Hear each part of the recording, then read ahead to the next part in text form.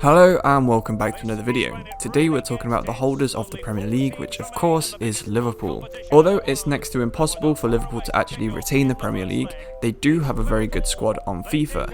We'll be going through the players that they currently have, I'll suggest some possible improvements, and I'll go through the strengths and weaknesses of the squad all throughout this video. But as always, I've put my spreadsheet on the video right now, so if you're interested in what data set I'm going from, this is what we're at. So you can see the goalkeeping situation is pretty good. Madison, of course, is one of the best goalkeepers in the world, and the backup Adrian is more than capable, although he's probably not going to be good enough if you do have a long-term injury to Madison.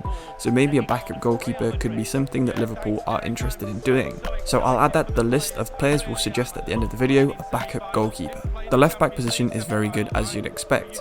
Andrew Robertson is probably the best left back on the game, and the Greek backup that they signed this season is also pretty good if he reaches his potential. I wouldn't suggest you buy a left back for the time being.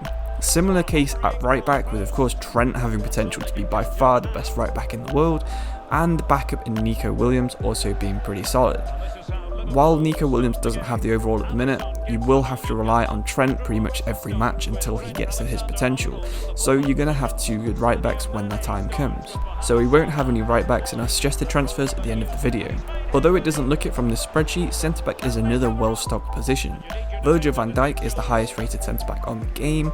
Joel Matip, Joe Gomez are very good for different reasons. Matip for his height and aerial ability, Joe Gomez for his pace and strength, and Ozan Kabak is the recent signing for quite a lot of money, and he's going to be pretty good when he reaches his potential too. Ben Davies will be an adequate backup when he reaches his max potential, and the same can be said for Nathaniel Phillips, so I wouldn't recommend signing a centre back either.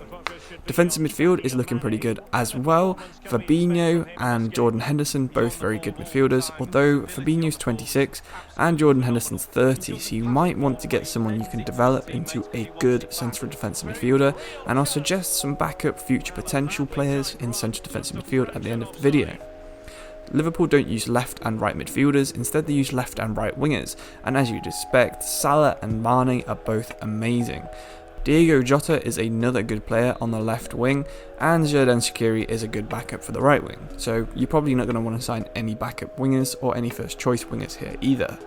In central midfield and central attacking midfield, you have Wijnaldum, Thiago, Keita, Milner, Oxlade-Chamberlain and Curtis Jones. These are all very good midfielders. Curtis Jones has the potential to be the best of the bunch, although Wijnaldum and Thiago are both already at that level that he can develop into. I would recommend playing Wijnaldum and Thiago as a starting midfield with one of Fabinho and Henderson behind them, because I think that would be a pretty good balance between attacking ability and defensive solidity. But it's totally up to you if you do buy a replacement central midfielder.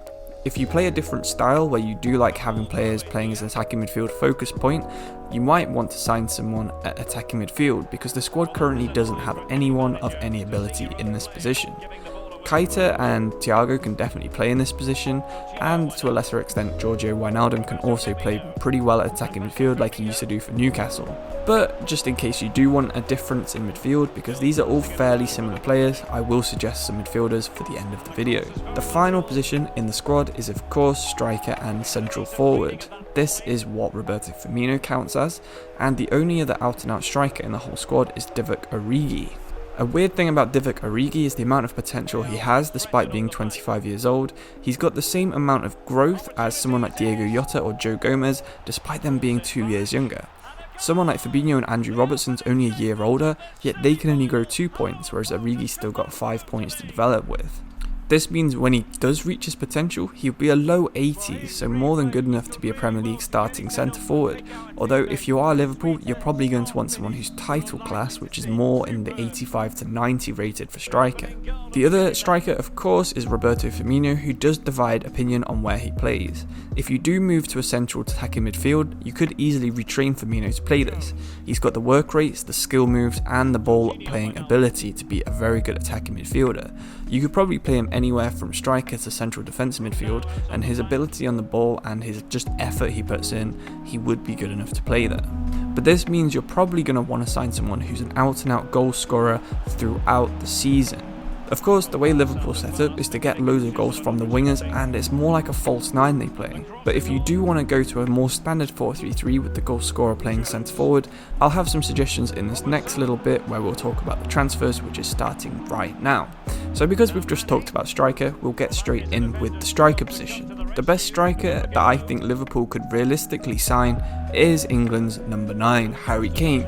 This entirely depends on how Liverpool finish the season, because if it is true that Kane wants to leave Tottenham if they don't reach the Champions League and Liverpool do manage to have a late resurgence to get into the top 4, I think Liverpool really could be splashing the cash to get a main number 9. The way that Kane plays is similar to Firmino in a way, although Kane of course is a lot more lethal in the box. He likes dropping off the striker position and playing more as attacking midfield, which does bring the possibility of Liverpool's goal-scoring winger tactic, with Mane and Salah both getting goal-scoring opportunities, while Kane also getting goal-scoring opportunities in the way he plays. If you think this is unrealistic, then we do have a couple of other choices for you too. The first would just be retrain Diego Ojata to play through the middle. He's got very good 5-star weak foot, he's got good pace, and he's got a good finishing ability. This is more of the cheap option if you don't want to splash the cash on your striker, but I think it's the most fun position to actually sign a player for. If you want to try and utilise Jurgen Klopp's Bundesliga connections and see if there's any good young Bundesliga strikers out there, you do have another couple of good options. While you might struggle to get Haaland or Lewandowski into Liverpool, they're probably not going to be the transfers that I would suggest either. I think Luka Jovic would be a good signing, even if it's only on loan from Real Madrid in the second season. He plays in a way that Liverpool like to play, and so does Matthias Cunha at Hertha Berlin. If you can get either one of these to be either your backup or eventually develop them into your starting striker, I think you would leave Liverpool in a better state than how you found them. For an attacking mid who can also play defensive and central mid, I wouldn't look further than Marcel Sabitzer. He's made it known that he wants to leave Leipzig, so if Liverpool can get Champions League football this year, I don't see many clubs having a stronger chance of signing him than Liverpool. You could also go for Jack Grealish, who, if you do offer enough money to Aston Villa, probably would be happy to play for Liverpool. Or, if you fancy weakening one of your Champions League rivals, you could try and sign James Madison. Madison is another goal-scoring left winger, so if you do have a problem with Mane, you could always play Madison on left wing as well as attacking midfielder. The last position I said we'd have a look at is backup goalkeeper, and for this I would pick Newcastle's number 2, Karl Darlow. He's already the number 2 goalkeeper at a Premier League club, he's still got potential to be a little bit better, and he counts towards the English homegrown quota in your squad. Darlow can get up to around a 77 overall, and with a release clause of just £10 million, you could get him on the cheap. I can see either on FIFA 22 or later in this game cycle, Darlow does get upgraded a little bit, so if you have started your career mode a while after I made this video, he could be even better of a deal. So, Liverpool fans who made it this far, please do let me know how I got on with analysing your squad. If you do think there's any players that I've obviously missed off, or any positions you think should be strengthened or maybe shouldn't be strengthened that I've mentioned, please do let me know in the comments, and I'd love to read any suggestions that you have. Likewise, if you aren't a Liverpool fan and you want a bit more information, I'm sure people have already commented different things in the comments, so do have a read of them too. If you like these kind of squad guides, these team analysis kind of things, then please do consider subscribing, because I am planning on making quite a lot of these over the next few months, ready for FIFA 22. I'm also going to be doing the team guides still and the league guides at the same time, just to get everyone prepared for the next generation of saves. But until the next video, I'm going to say thank you for watching, and I will see you next time. Bye.